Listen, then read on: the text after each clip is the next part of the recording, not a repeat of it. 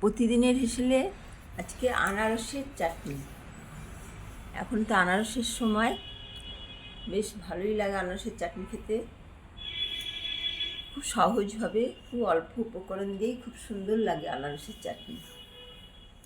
এই আনারসটাকে ভালোভাবে কেটে বিট নুন আর কিশমিশ দিয়ে মাখিয়ে রাখতে হবে প্রায় 1 ঘন্টার উপরে। এটাকে ভালো করে কিন্তু মাখিয়ে রাখতে হবে 1 ঘন্টার উপরে, ছোটো ছোটো করে কেটে আনারস। আর এদিকে এই আনারসের মশলাটা, ভাজা মশলা একটু দিতে হবে, লঙ্কা, শুকনো লঙ্কা, গোলমরিচ আর একটু জিরে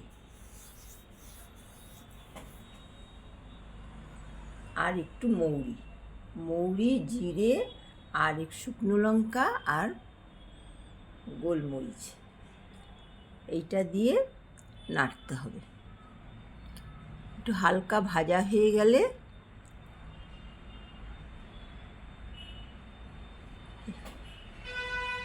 এবারে এই যে এই আনারস রসটা যেই ভাজা হয়ে যাবে, চিনির রস করতে হবে।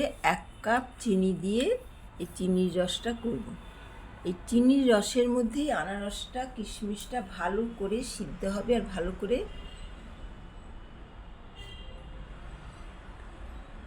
করে সিদ্ধ হবে। এরপরে একটু হলুদ দেবো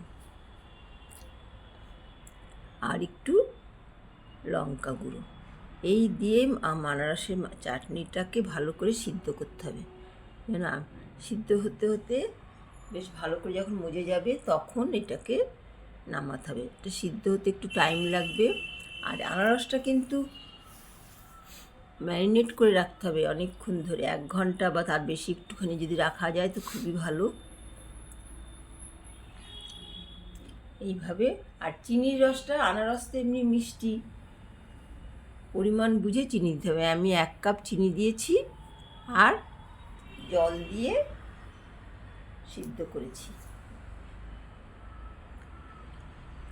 এইভাবে যখন হয়ে আসবে আনারস চাটনিটা, তখন এই ভাজা মশলাটা এর মধ্যে দিতে হবে। খেতে খুব সুন্দর লাগে আনারসের চাটনি।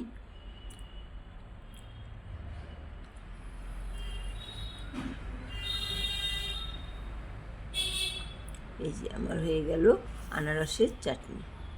এখন আনারসের টাইম, খেতে খুব ভালো লাগবে।